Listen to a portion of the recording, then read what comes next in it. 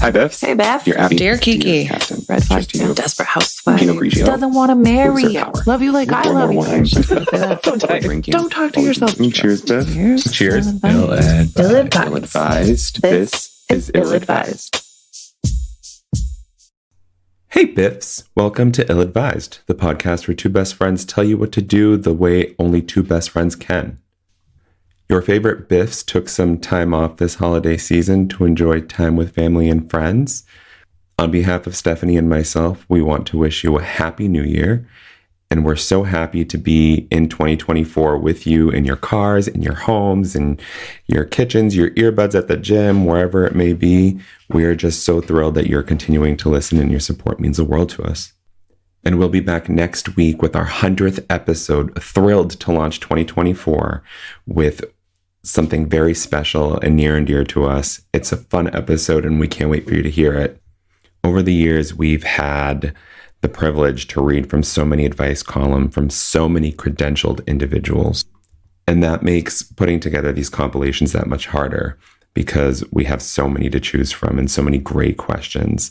And the writers are just as gifted in the way that they're able to articulate their thoughts amid whatever crisis that they're experiencing.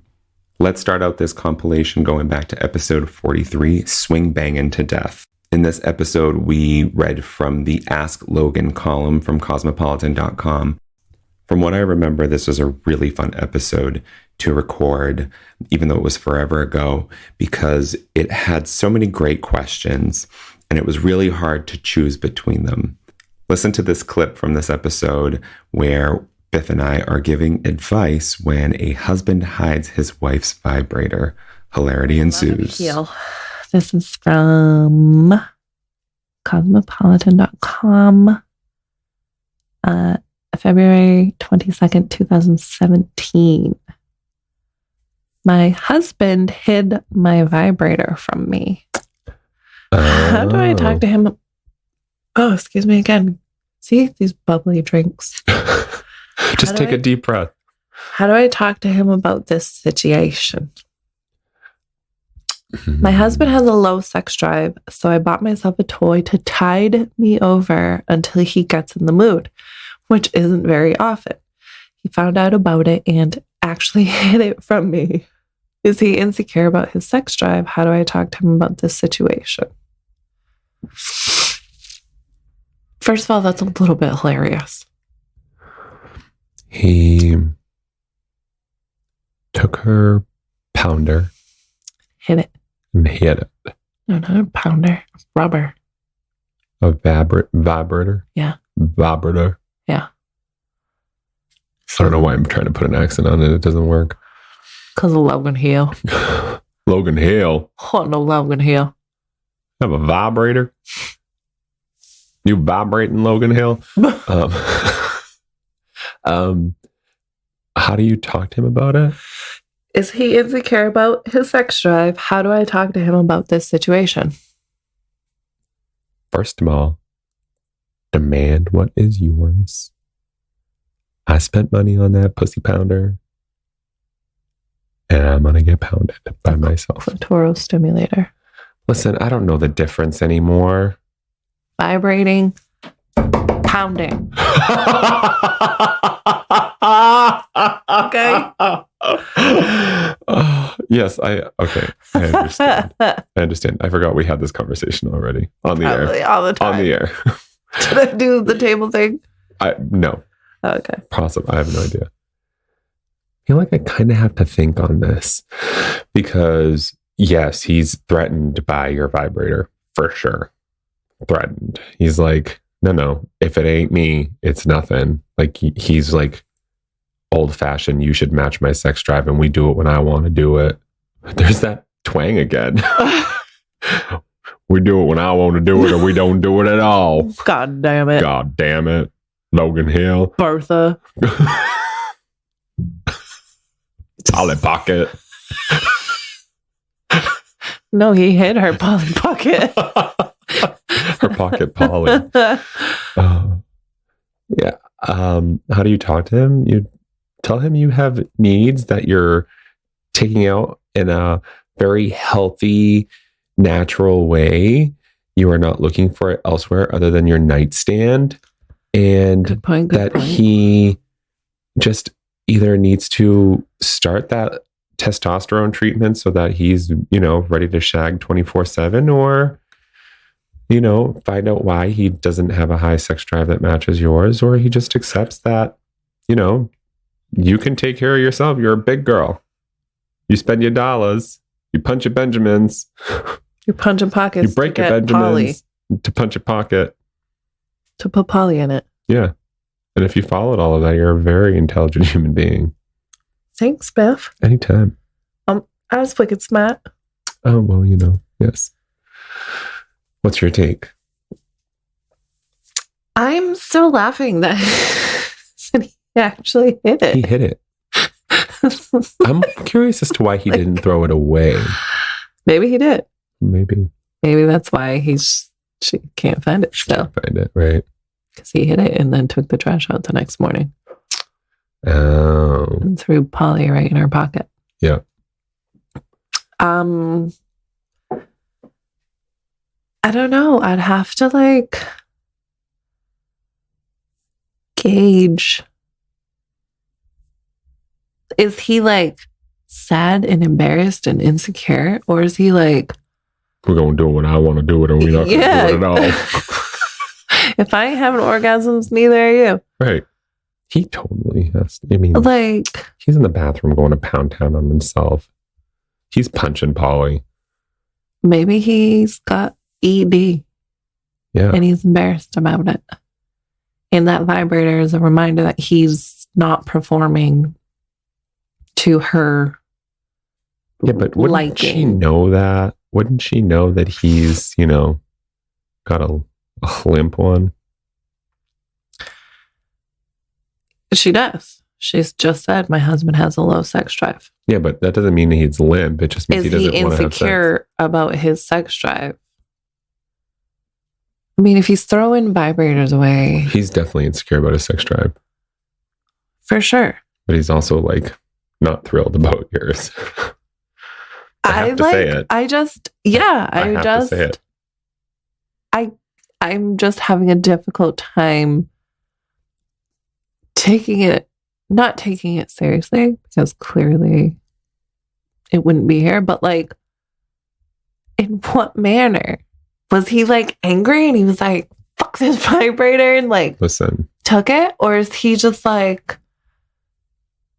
really just kind of want to know what went through his brain to I'm throwing this vibrator away. I wonder if it goes off in all hours of the night and it wakes him up. Or she uses it right next to him while he's in bed. Oh my God. I totally would. Oh, yeah. That's mean. I would just hold his hand while I'm doing it.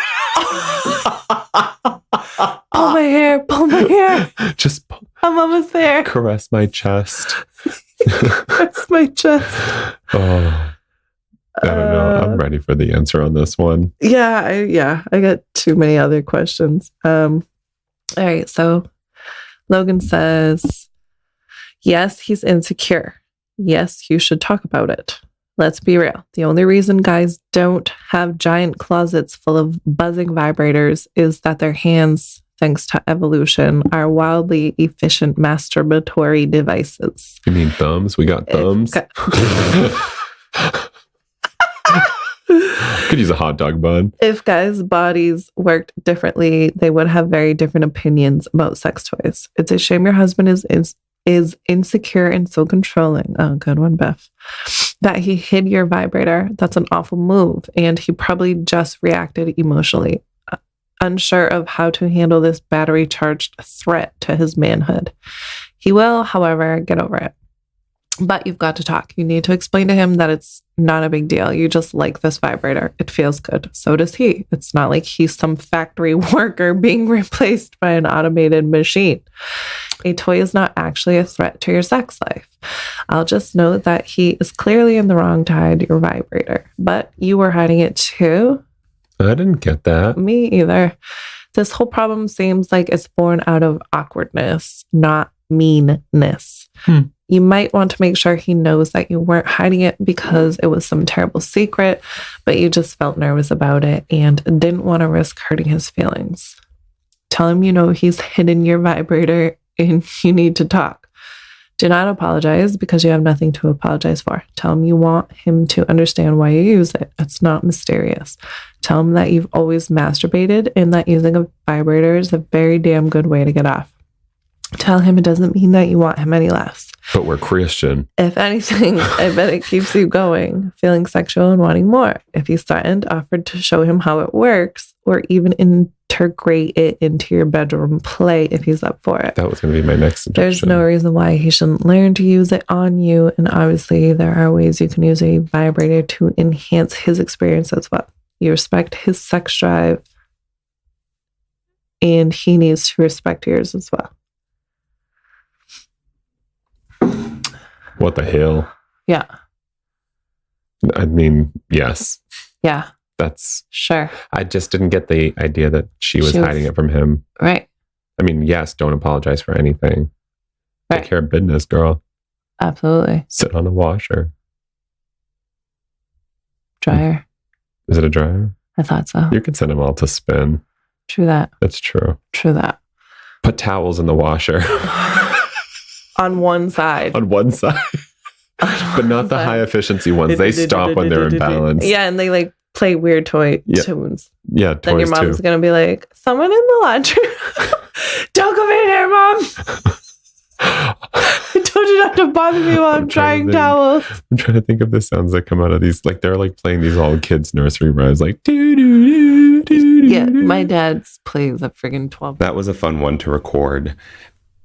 There were other questions in this column that were actually really great, including my boyfriend's mom offered to break up with me for him, and my parents are swingers, and it makes me really uncomfortable. Head on over to our website, and you can read those columns. They're linked in our show notes, or just take a listen to the episode. If you haven't caught on yet, our episode titles are dictated by what we say, usually something outlandish and ridiculous. But it does make me wonder, looking back on them, what exactly we were talking about. For example, episode 69, Beg Daddy. It seems awfully appropriate, but of course I had to go back and listen to figure out where this insanity came from. This column is Ask Daddy, and the question that we're going to be reading in this clip from episode 69 is, what does this love affair say about me? It was an interesting conversation, an interesting subject. Take a listen. Let me know what you think. I remember the one time I went to a rodeo with my family. I've gone to a rodeo. I was like, wait, are you what? Yeah, I've gone to a rodeo. And it was literally just bulls fucking in the pen, like trying to do each other. So that's why it's funny. Oh, and then they split them up and that's why they get angry? I probably... Bro, I was just getting it in. What, look at me right now. What, you're riding me now? Oh, shit. So I'm just going to get to it. Yes. This is from, it seems to be a now defunct advice column, which is kind of sad because the writing looks really great. From metrosource.com, Ask Daddy. Ooh. From their lifestyle section. So this first one, I don't have dates, but they're range from 3 to 4 years ago. They didn't publish the dates with them. Ask Daddy, what does this love affair say about me? Mm-hmm. Right? That you's a hoe. Or he's a hoe. Everybody's a hoe. 2 hoes don't make a right. No, sometimes they make babies, though. Just a little bit of a background on Ask Daddy. That's an advice column for LGBTQ readers with questions relating to sexuality, morality, coming out, or navigating relationships. And always remember, the best advice this gay daddy has for you is that if you have an urgent issue or are in need of regular counseling, seek out a therapist who can offer you individual care in person. So Kevin is the writer. His name's just Kevin. I don't know if he has more. His name is just Daddy. It's just Kevin Daddy. Daddy Kevin. Daddy Kevin. Hi, Daddy. I'm 25. Sorry. That just didn't feel right. You said it way too like... Hi, Daddy. Bouncy. Was it bouncy? Yeah. Hi, Daddy. That doesn't sound right either. Hi, Daddy. I'm 25. And in my first actual relationship, I've hooked up with less than a handful of guys before, but they've all just been that, hookups. I met my current partner at a friend's Christmas party last year. We became drinking buddies, then smoking buddies. There was quite a bit of sexual tension, but neither of us, quote, wanted a relationship, end quote. After about 4 months, he told me why. He, in quotes, is genderqueer and prefers she. It's all love. She knew I identified as gay, so she thought I wouldn't want to get involved. But at that point, I was head over heels in love. I told her that it doesn't change anything. I love who she is as a person, and that's true. I do. Just for clarity, the assumption here that I'm making is because the pronouns weren't very pronounced. They weren't a topic of conversation, that the writer assumed that the person that they were with identified as he, appeared, maybe presented as male, identified as he, but then found out that they're genderqueer and identify as she. Thank you for the fill-in. Sure thing.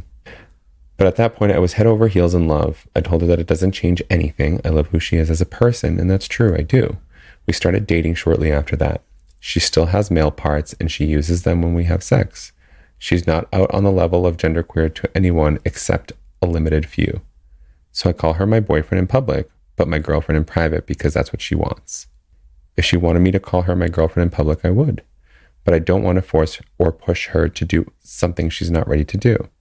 I'm not entirely sure how to be in a relationship, and I don't want to mess it up.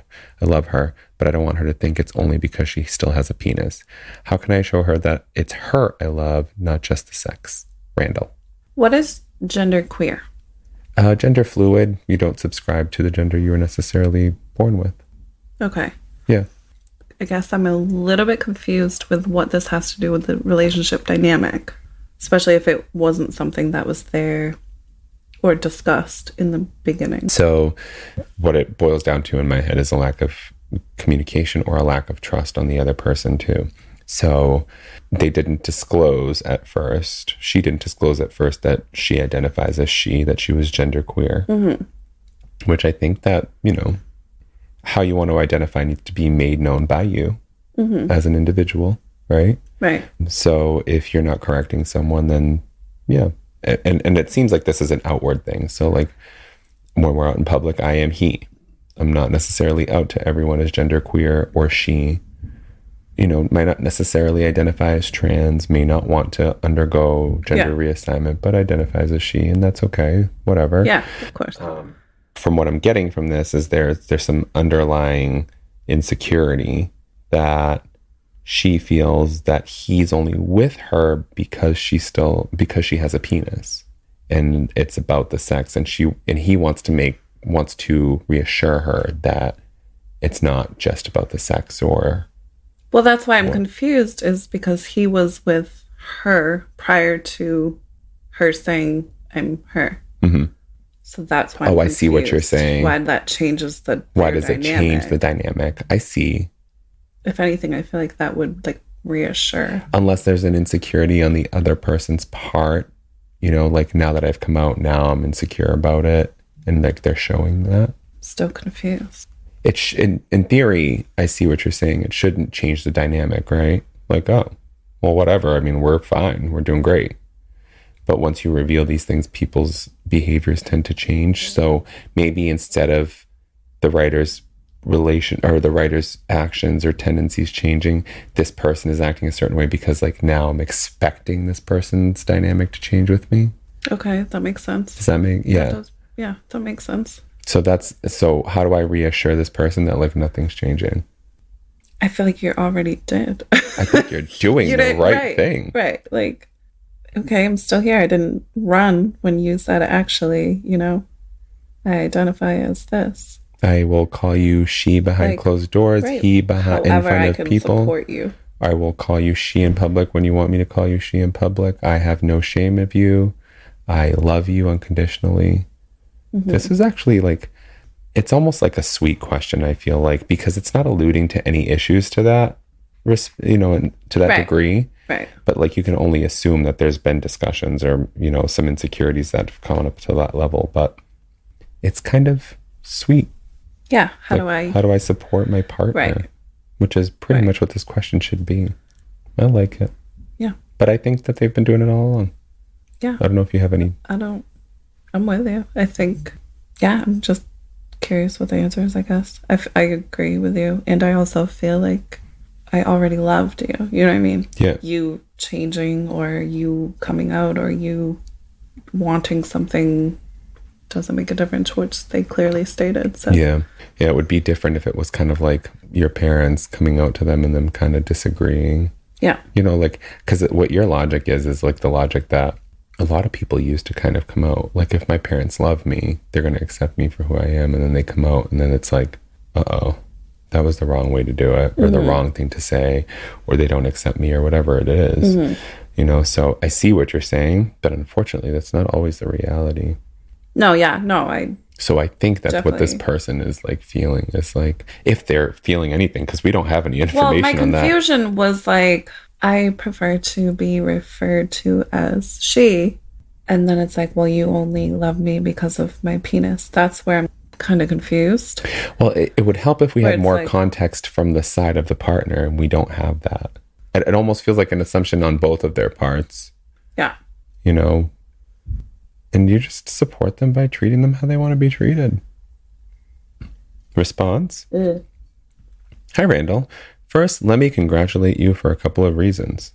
First, you're looking at a person and not just seeing a collection of desirable parts. The second is that you're courageous enough to accept another person as a partner on their terms. Third is that your letter actually answers your question. You show her you love her by loving her and respecting her wishes. At the end of the day, we all exist on a spectrum, whether you're Jason Statham or Troye Sivan. Hi, Jason. Hi, Jason. I love you. And when people talk about the Me Too movement, part of the idea has nothing to do with violence or intimidation. It has to do with respecting another person's right to exist and present themselves as they see fit.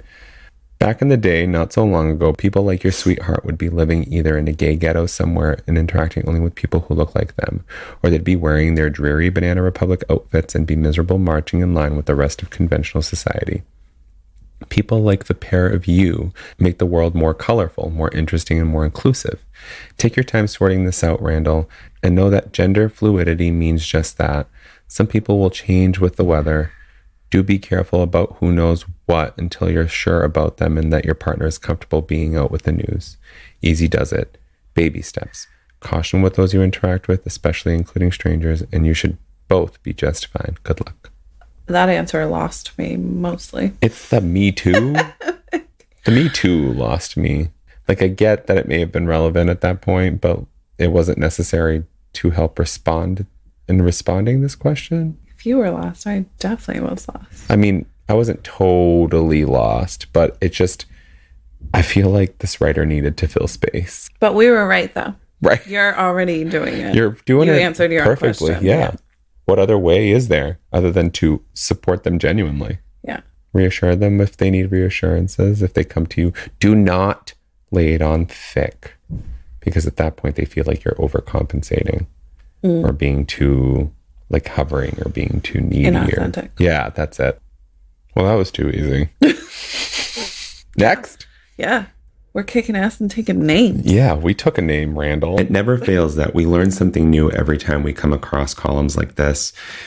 And that's part of the reason that we do this. Everything's such a learning experience. And even when you think you understand things or that you've come as close to understanding them as you're going to, you learned something new about yourself, as well as having learned something about society and the world around us. So doing questions like that is actually really special and important to us. And when we're off the air, Stephanie and I have genuine conversations about these things. We work really hard to meet people where they're at in any phase in life. And both of us really feel that that is what contributes to, if not makes, a good person. This last clip that we're going to listen to is from episode 56. Interestingly enough, also has a very, very unique title called Utilize Your Urethra, where we read from the New York Times Magazine, the Ethicist's column. In this particular clip, the writer is asking the ethicist what the ethics are of writing about a true crime experience that they witnessed. It's a very interesting thing to write to an advice columnist about. And I think that's what drew us to it, but it also led to some fun conversation. Let's have a listen and see where this one goes. From May 24th, 2022. Okay, are you ready for this? I don't know what to make of this title. I'm ready. I witnessed a murder. Is it wrong to write about it? Whoa. Right. In real life or on Netflix? I don't know. Was this a true crime documentary or was it Narcos? You ready? Recently, I rented a private office in a co-working space so I could work on personal writing projects. About 2 weeks into my tenure, I heard screams. When I went to investigate, I saw a man beating someone savagely with a metal pipe. Jesus Christ. I ran to my office, called 911, and then returned only to see the man walking in my direction. I ran back to my office and hid until the police arrived. The victim, she was the office manager, was rushed to the hospital where she was declared dead. The story that emerged is that the man, a fellow client who had been living in his office, was being evicted by the office manager. Because I'm a writer, it's not surprising that a number of my friends, writers and non-writers alike, have asked whether I am writing about this story. Yet from the beginning, I have struggled to even talk about what I witnessed. I do not want to dine out on it. It feels unseemly to me, if not outright wrong, to take advantage of my very accidental connection to this murder and its victim. I am troubled by the idea of viewing another woman's death as material. What are the ethics of writing about what is, at heart, someone else's tragedy? So you're the professional one in our relationship. However, what kind of writer? She just says she's a writer. Like story? She's working on a personal writing project. There's nothing specific. I need to know because this is going to, or did, have a major impact in her life. That's trauma. Mm-hmm. That is something you need to process and get through and like cope with. So you're thinking like biography, memoir, right? Biographical something. Yes. Okay. Because this is like. So do you go in depth on that? Well, I guess you would have to, right? If you're trying to get to like, this was traumatic for me. This was terrifying. This left me with nightmares for a year. Like that type of thing. Yeah, because you don't have to give names. You don't have to. There, unfortunately, is hundreds of thousands of deaths all around the world. So it's not that you have to make it super obvious who or what this was about, because that could hurt the families and loved ones of the victim. Do we say victim? Yeah. Okay. But if this is like journalism and newspaper and like things like that, then that doesn't feel very nice. If it was my sister that was killed and, you know, the person who saw it happen sends off a little newspaper clipping about it, I'm going to be upset. Yeah.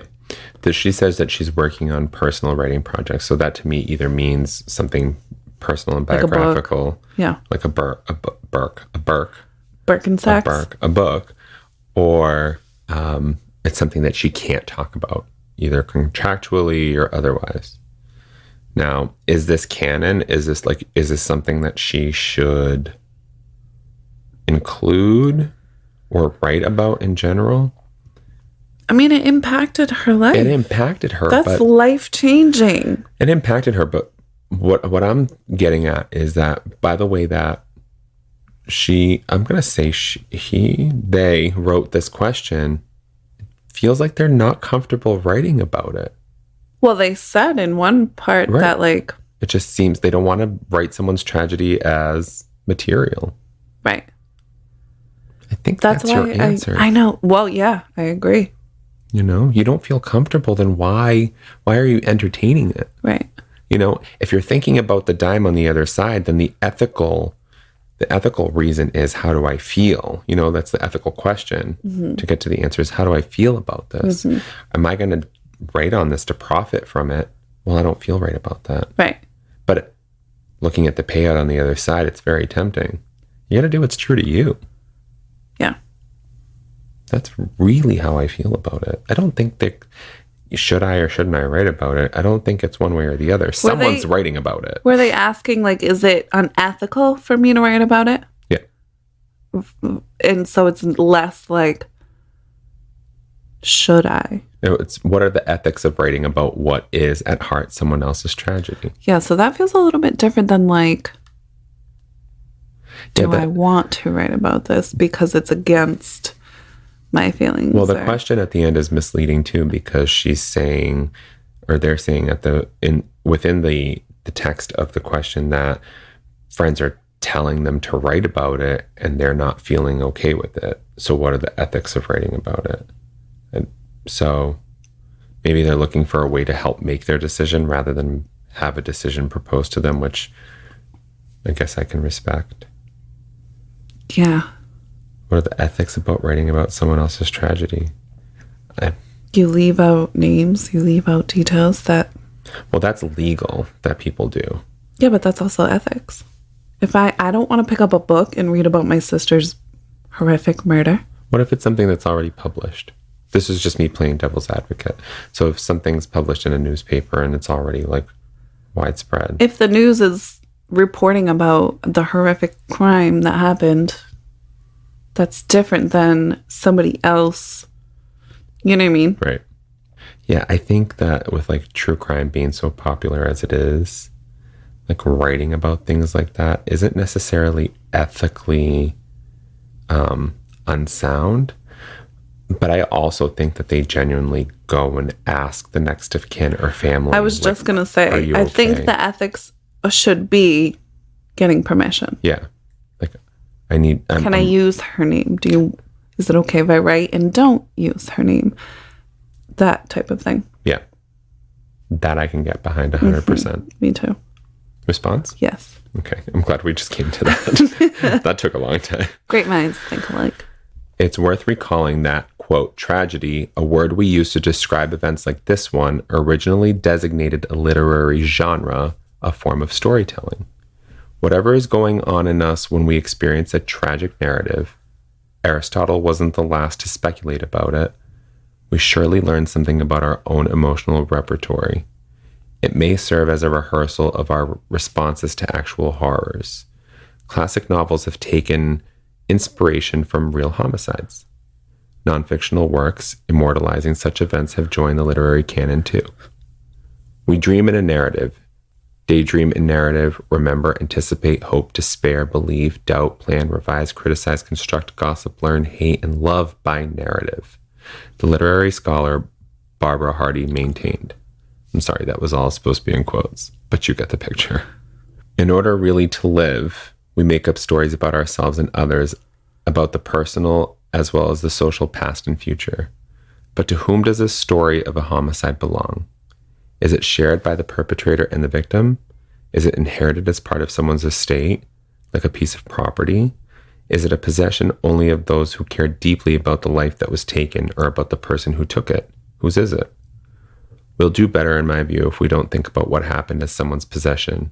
To regard what happened merely as material for your writing, to be sure, would be to lose track of the fact that it was an event in which another human being suffered terribly and died. And it's a natural anxiety that the friends and family of the murdered would be pained by what you might write. Yet they don't own the event. Indeed, there's a sense in which it really did happen to you as well. Certainly, your own experience, at once accidental and terrifying, was unique. Intimacy with your principles can be valuable for a writer. So can distance. That's because there's no single way of narrating an event, however banal, however horrific. And nobody has the lived experience of having been killed. Writing about the event you witnessed will be justified in that your writing has value. Okay. So I liked the point that, like, yes, this is also your story. I don't like that the loved ones of the victim, I mean, yes, technically they don't own that, but I feel like that's just a level of respect that kind of goes without saying. Yeah, I get the sense that what the ethicist says was mainly food for thought. I think this is their style of writing, which I'm starting to gather, because a lot of this wasn't necessarily direct advice so much as it was to help you make your decision, like a psychologist. Right. Just very interesting to me, because you don't see this with advice columnists. Right. So I think that was more food for thought, like thinking about it in this way, because I really liked the end. Your writing is justified in that it has value. So what does that mean? What does that mean to you? You know, what are they perceiving? What do you want the reader to take back from this? Mm-hmm. You know, and I can't answer what, right. You know what I mean? Right. Other than entertainment value because of that true crime genre. But yeah, I don't hate this response. I didn't hate it either. I couldn't read it. I feel like we just kind of owe the loved ones some respect. You know what I mean? Pushed them aside. Like, yeah, they don't own this. It didn't happen. You know, like, which I get in like the broad aspect of it, but, and I do agree that like this happened to you. That's traumatic. That's part of your life now, unfortunately. But I do feel like there still should be some level of just kind of empathy or like respect for the family members.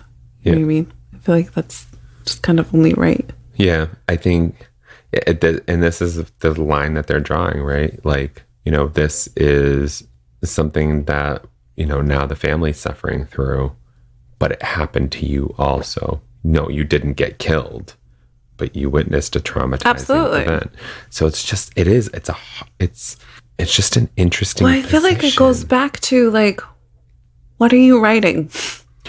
And that's we need to know. But that's the last part of it, right? That your writing has value. What do you need the other person to get? What are you writing? So I think that's a very valid question, and probably should have been the response to all of this. But if you're a gossip girl, like right. I'll beat you up if you're writing about the death of my sister. If you can find out who it is. Right. Well, the new season you do.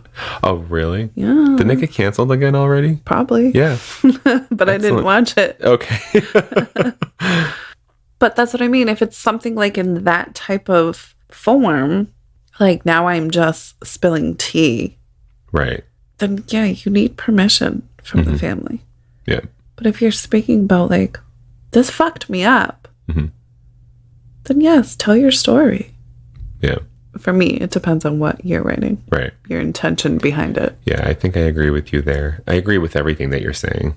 Yeah. But I also see like, these are, because a lot of these things weren't points, they were questions, you know, to kind of help this writer make a decision about something. So I kind of see where they're going with this. It's like, I'm trying to help you make a decision, but ultimately, and that was the last thing, right? Like, what you're getting needs to have value. No.